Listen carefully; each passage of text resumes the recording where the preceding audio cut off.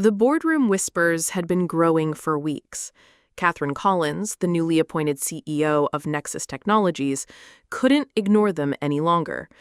Jack Miller, the night janitor, a quiet, single father who kept to himself, had been spotted accessing restricted areas after hours. Security footage showed him lingering at executive computers, entering the R&D wing when he thought no one was watching. With a major product launch approaching and competitors circling, Catherine couldn't risk a potential data breach. Tonight, she would follow him herself. What she discovered would not only change her opinion of Jack Miller, it would transform her entire company. Watch the full story to understand why, sometimes, the quietest person makes the biggest impact, and why a successful CEO decided to change her entire company because of one janitor. Jack Miller, 42, moved with practiced efficiency through the gleaming hallways of Nexus Technologies. His weathered hands pushed a cleaning cart methodically, eyes downcast but observant. 4 years at Nexus had taught him which executives left coffee rings, which developers worked latest, which security guards could be trusted. His worn blue uniform hung slightly loose on his frame. Once athletic, now lean from years of stretching every dollar to provide for Emma, his 8-year-old daughter. The cleaning staff adored Jack. He took the worst shifts without complaint, covered for sick colleagues, and somehow remembered everyone's birthdays with simple, handwritten notes. Yet to management, he remained invisible. Just another interchangeable service worker maintaining their pristine corporate environment. Catherine Collins, 35, was everything Jack was not in the corporate hierarchy. Striking with piercing green eyes that missed nothing, she had rocketed through the ranks at Nexus with brilliant market strategies and ruthless efficiency. As a single mother to 10-year-old Nathan, she understood sacrifice. But her Harvard MBA and executive wardrobe created a gulf between their worlds and Jack's. After her bitter divorce from a cheating husband, Catherine had built walls around herself, trusting spreadsheets more than people. Appointed CEO 6 months ago, she ruled Nexus with intimidating competence and guarded suspicion. Neither realized how completely their worlds were about to collide. Catherine first noticed the pattern during a late-night review of security protocols. The new CFO had mentioned finding his computer moved slightly one morning. When Catherine requested footage from the past month, a pattern emerged. Jack Miller, accessing areas beyond his clearance level, using computers after hours, sometimes placing what appeared to be storage devices into ports. "This is the third time this week," she murmured, squinting at the grainy footage of Jack entering the server room at 11:43 p.m., well after his shift supposedly ended. He emerged 40 minutes later, slipping something into his pocket. The next morning, Catherine called in her head of security, Marcus Reynolds. "What do we know about this janitor?" she asked, sliding Jack's employee file across her desk. Marcus shrugged. "Miller. Quiet guy, reliable, been here about 4 years, no complaints." "That's it? The man with access to our entire building at night, and that's all we know?" Catherine's voice took on the edge that made executives wince. The file was thin. Jack Miller, 42, previous employment, various, no college listed, single father, emergency contact, Mrs. Elaine Miller, his mother. Perfect attendance record, minimum wage plus standard benefits. Nothing that explained why a janitor needed access to high security areas or executive computers. That afternoon, Catherine noticed Jack polishing the glass walls of the conference room while her executive team debated quarterly projections. His reflection watched the presentation momentarily before moving on. Had he been reading the confidential numbers displayed on the screen? "We have a major product launch in 3 weeks," she reminded Marcus later. "If any of that proprietary technology leaks..." "Want me to terminate him? We could do it quietly." Catherine considered this. Something didn't add up. Jack had been at Nexus for years. Why start industrial espionage now? And if he was stealing data, why be so obvious about it? "Not yet. I want to know what he's doing first, who he's working for." That Friday, Catherine canceled her dinner plans and stayed late, changing into casual clothes kept for emergencies at the gym. When Jack's shift ended at 10 p.m., she followed him to the parking lot, maintaining distance as his battered Honda Civic pulled out. The car headed away from the affluent neighborhoods surrounding Nexus, into progressively working-class areas. Catherine kept 3 cars between them, heart racing. Was he meeting contacts? Selling Nexus's intellectual property? After 20 minutes, Jack parked outside a rundown community center. The faded sign read, Westside Community Resource Center. Jack retrieved a worn backpack from his trunk and walked inside. Catherine waiting 5 minutes before following. Through a window, she could see Jack setting up laptops in what appeared to be a classroom. Children began filing in, mostly teenagers, some younger, from visibly diverse backgrounds. Jack greeted each by name, helping them settle at workstations. Confused, Catherine slipped inside, lingering in the hallway. She could hear Jack's voice warm and authoritative in a way she had never heard at Nexus.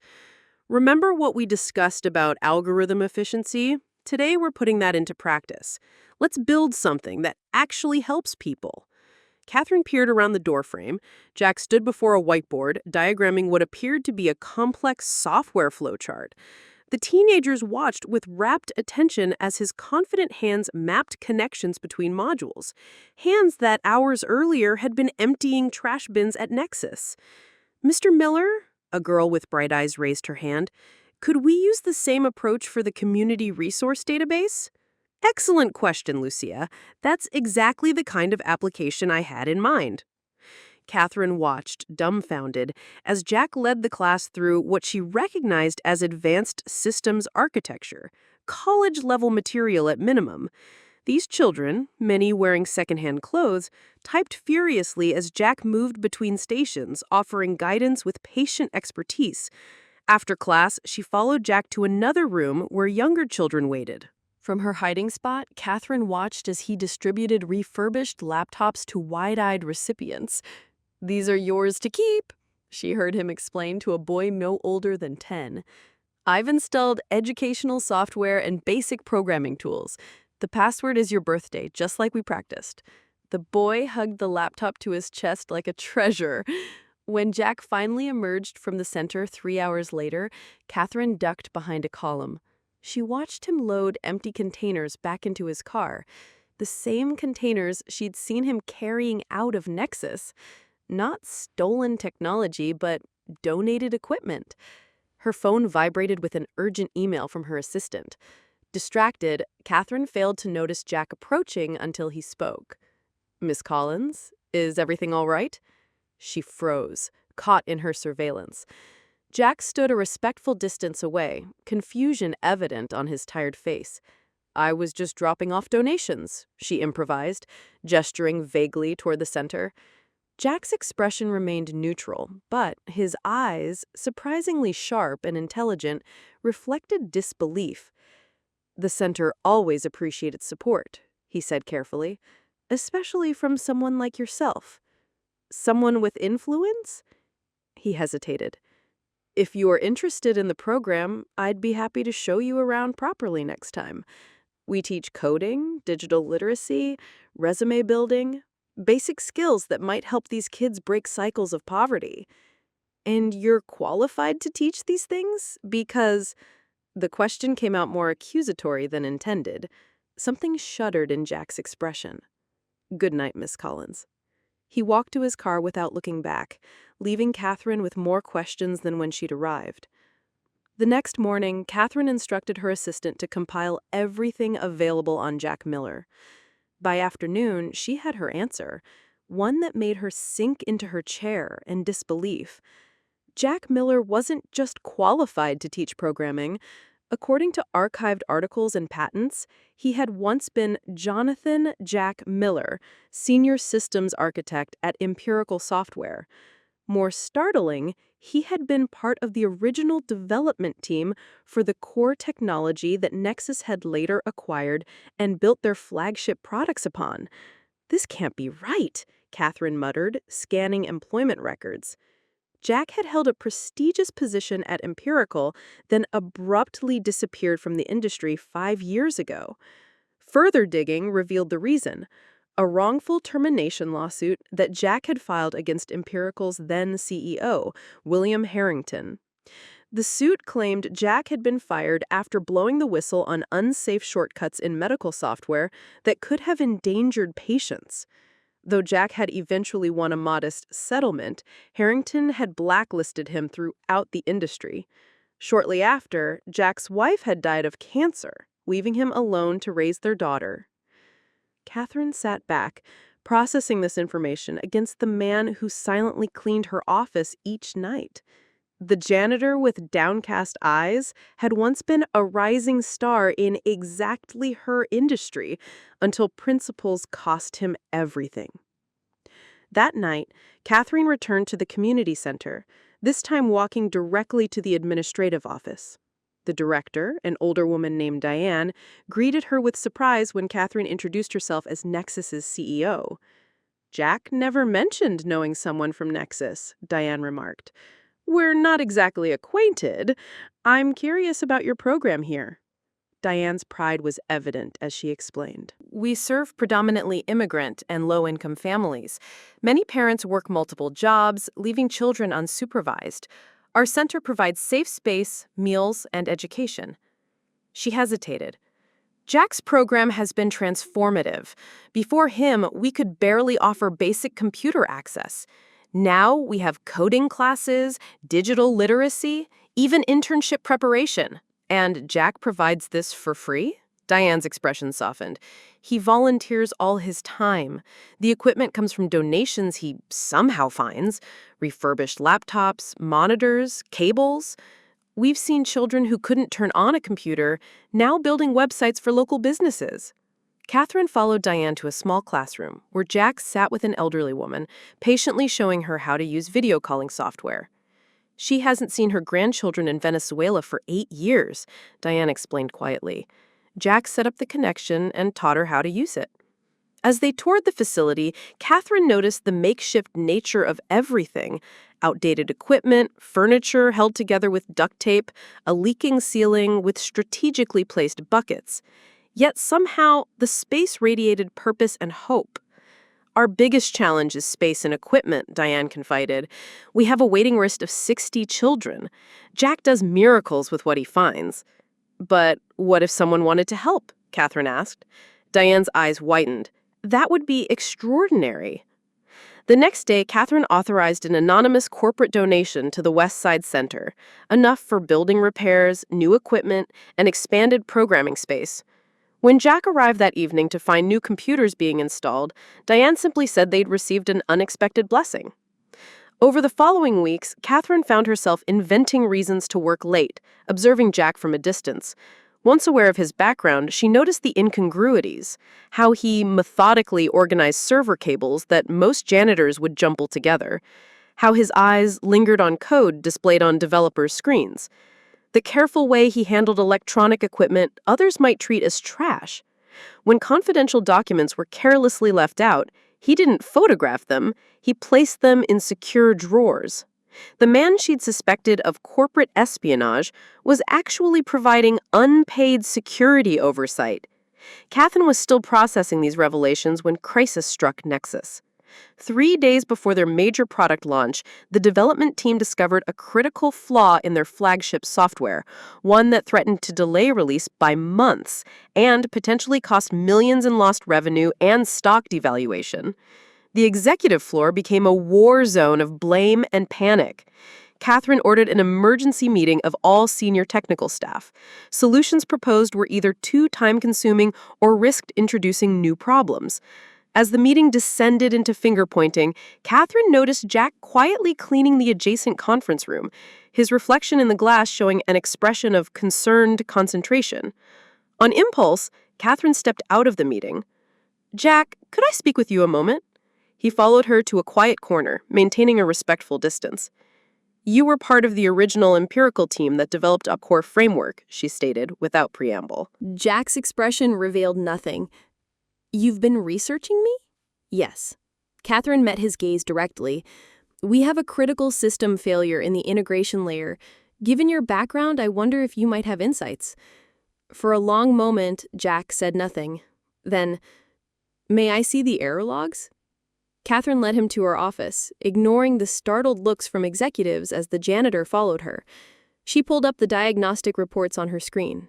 Jack studied them intently, his posture shifting subtly as he leaned forward. Transformation visible, as the janitor receded and the architect emerged. His fingers hovered over the keyboard questioningly. When Catherine nodded permission, he began typing with confident precision, navigating complex system architecture with evident familiarity. After 20 minutes of focused work, he straightened. The integration layer isn't the primary problem. It's a memory allocation issue in the underlying framework, something we encountered in the original development. He pointed to specific sections of code. These workarounds are triggering cascading failures when the system scales beyond certain parameters. "Can it be fixed before launch?" Catherine asked. Jack nodded slowly. "With the right approach, I'd need to see the full code base to be certain." Catherine made a decision. "Come with me." She led him back to the boardroom, where arguing executives fell silent at their entrance. Without preamble, Catherine announced, "This is Jack Miller. He was senior systems architect on the original framework and has identified our problem. For the next 48 hours, he'll be consulting with our development team."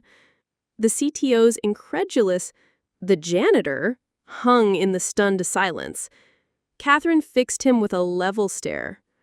"Mr. Miller was implementing advanced systems architecture while you were still learning basic syntax, Thomas. I suggest you listen carefully to what he has to say." 46 hours later, Nexus launched its product on schedule.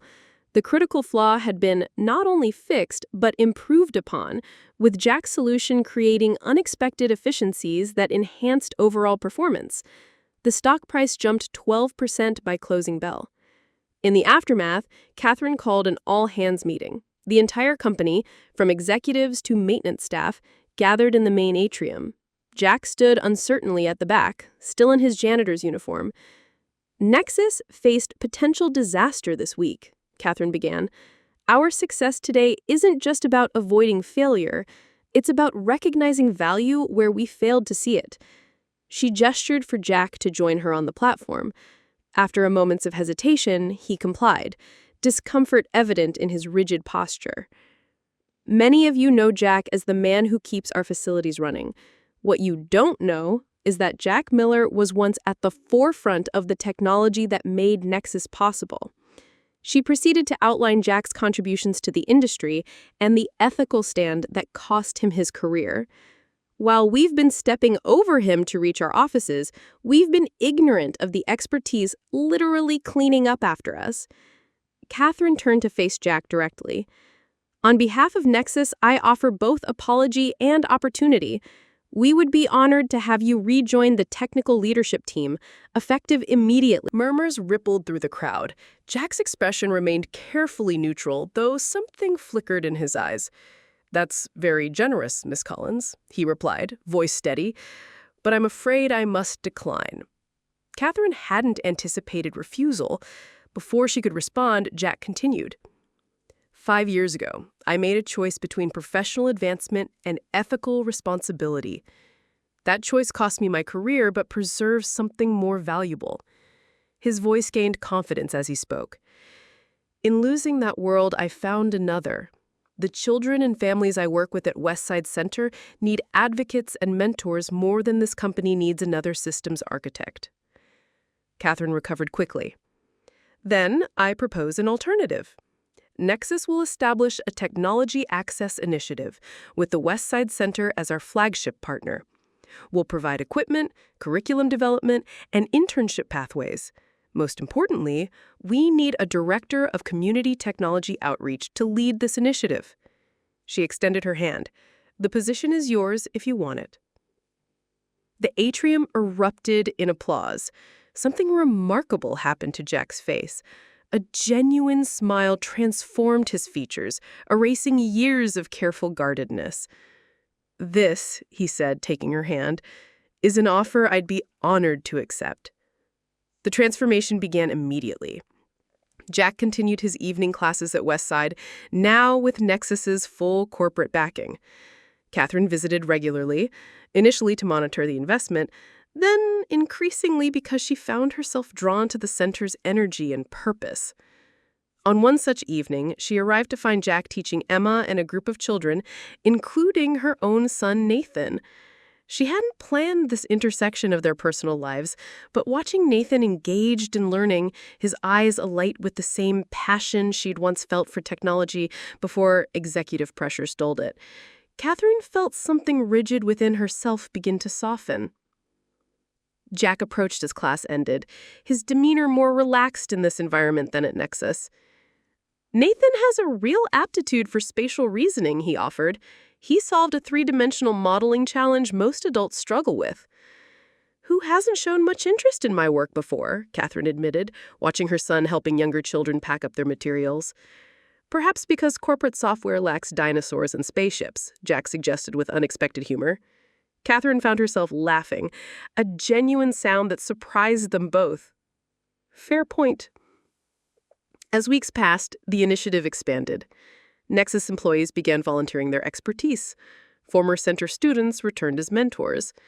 Jack's quiet leadership style, so different from Catherine's directive approach, proved remarkably effective at building community engagement. What began as professional respect between CEO and janitor, turned director, evolved into something more complex. They were both single parents, wounded by loss, both driven by principles beneath protective shells. In Jack's dedicated care for others, Catherine recognized a strength different from Misty's, but equal to her own ambition. In her determined efficiency, Jack found complementary purpose to his patient nurturing. The breaking point came during budget reviews, when Catherine defended the initiative against board members questioning its ROI. The Technology Access Initiative isn't charity, she stated firmly. It's strategic investment in future talent and community goodwill. Our quarterly engagement metrics show 32% improvement in brand perception. More importantly, we've already identified 17 exceptional students for our internship pipeline. Commendable, the CFO acknowledged, but the resources allocated seemed disproportionate to immediate returns. Jack Miller created our core architecture. Then we relegated him to cleaning floors because the industry blacklisted him for ethical conduct. Catherine responded sharply. How many other brilliant minds are we missing because they lack opportunity, not ability? This initiative corrects institutional blindness while building competitive advantage. After securing continued funding, Catherine found Jack waiting outside the boardroom. You didn't have to fight so hard for us, he said quietly. Yes, I did. Their eyes held for a moment longer than professionally necessary. At weekend, their children's play date became dinner at Catherine's home, then lingered into evening conversation after the children fell asleep watching movies. Somewhere between discussing curriculum development and sharing stories of single parenthood, personal barriers began dissolving. Why did you follow me that night? Jack finally asked. You could have just fired me for unauthorized computer use. Catherine considered her answer carefully. Something didn't fit. The careful way you worked. I needed to understand before judging. A rare quality, Jack observed. Most people find judgment more convenient than understanding. I've been on the receiving end of convenient judgments too often to trust them, she admitted. Their conversation continued past midnight, two guarded individuals cautiously recognizing reflection in each other. 6 months after Jack's appointment, the Westside Center hosted a formal opening of its expanded facilities. The Jack Miller Technology Lab plaque had been Catherine's surprise, overriding his protests about recognition. The classroom, once cramped and makeshift, now featured state-of-the-art equipment, comfortable learning spaces, and walls adorned with student projects. More significant were the faces. Children from the community alongside Nexus executives, neighborhood parents beside software engineers, all united in celebrating something built together. As Catherine prepared to address the gathering, she caught sight of Jack kneeling beside a young boy struggling with a coding problem. The patient attention he showed, The same focus, whether helping a child or solving million-dollar technical problems, crystallized everything that had changed at Nexus under their unusual partnership. When I became CEO, Catherine began her speech, I measured success through market share and profit margins. Important metrics, certainly, but incomplete. She gestured around the room. True innovation happens when we recognize potential in unexpected places, when we value contribution over credentials, when we understand that talent doesn't always arrive in expected packages. Jack stood quietly at the back, uncomfortable with attention, but visibly moved by the transformed space and opportunities it represented. This initiative began because one person refused to abandon principles or community, even when it cost him everything professionally, Catherine continued. Jack Miller reminded us that technology should serve humanity, not the reverse. In doing so, he's helped Nexus rediscover its purpose beyond profit. The center's first graduates, now Nexus interns, presented Jack with a handmade plaque. Unlike the company's corporate recognition, this one read simply, "For the man who saw what we could become before we knew ourselves." Later, as the celebration continued, Catherine found Jack standing alone, watching their children playing programming games with other students. "Having second thoughts about refusing that senior architect position?" she asked, joining him. Jack shook his head. "None whatsoever." He nodded toward where Emma was helping Nathan debug his game. Some architectures matter more than software. Catherine found herself reaching for his hand, a gesture that would have been unimaginable months earlier. "Nexus was building all the wrong things before you arrived. You were the one brave enough to change direction," he countered. "Perhaps we needed each other to see clearly." Her fingers tightened briefly around his. "I'm still learning to value what can't be quantified in quarterly reports."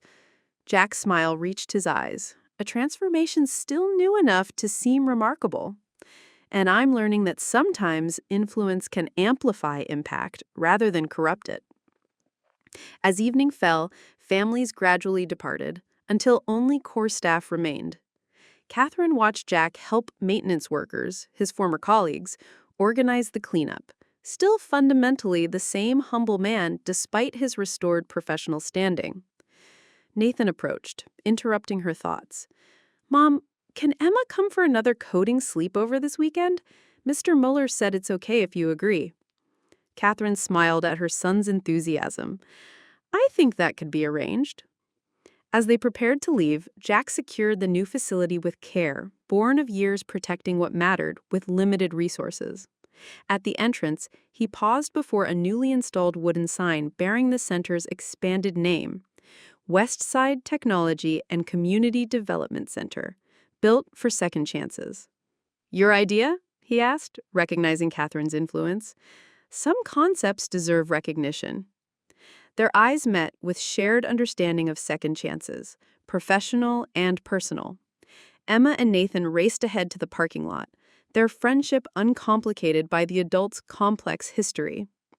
Catherine and Jack followed more slowly, their professional partnership evolving into something neither had sought, but both increasingly welcomed. "The board-approved regional expansion," Catherine mentioned. 5 new centers within 2 years. We'll need someone overseeing the broader initiative," she glanced at him. "Someone who understands both the technology and the human element." Jack considered this ambitious. "Necessary," Catherine countered. "Technology access remains the greatest predictor of economic mobility. What you've built here deserves multiplication." They reached their cars, parked side by side, her luxury sedan and his practical Honda, containing children already planning their weekend projects. "I'll consider it," Jack promised, "if you'll consider something in return." "Which is?" "Joining us for the Wilderness STEM camping trip next month. The children learn environmental monitoring technology. Parents learn to survive without email for 48 hours. Catherine laughed, the unguarded sound still new between them. "Terrifying." "Growth requires discomfort," Jack reminded her, echoing her own words from a recent strategy meeting. As they prepared to drive their separate ways, for now, Catherine reflected on how completely her understanding had been transformed. 6 months ago, she'd followed a janitor, suspecting corporate espionage.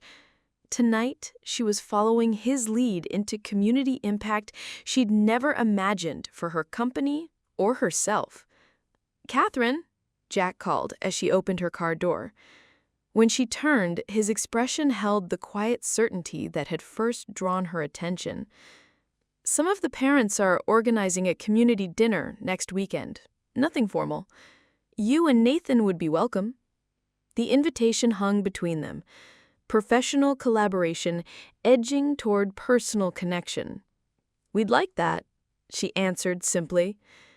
As they drove away in opposite directions, her to the executive neighborhood, him to his modest apartment, Catherine caught a final glimpse of the center in her rearview mirror. The building stood transformed, just like the company, just like their understanding of value and purpose. What began with suspicion had become partnership. What started as corporate initiative was becoming community. And something that had begun as professional respect was becoming, Catherine smiled to herself, comfortable with leaving that particular development unfinished for now. Some architectures needed time to reveal their full design. Behind her, the center's new sign caught the last light of day. Build for second chances, for a company, for a community, for two people who had forgotten how to trust until cleaning floors and running corporation proved unexpectedly compatible paths to remembering the story wasn't finished. In many ways, it was just a beginning.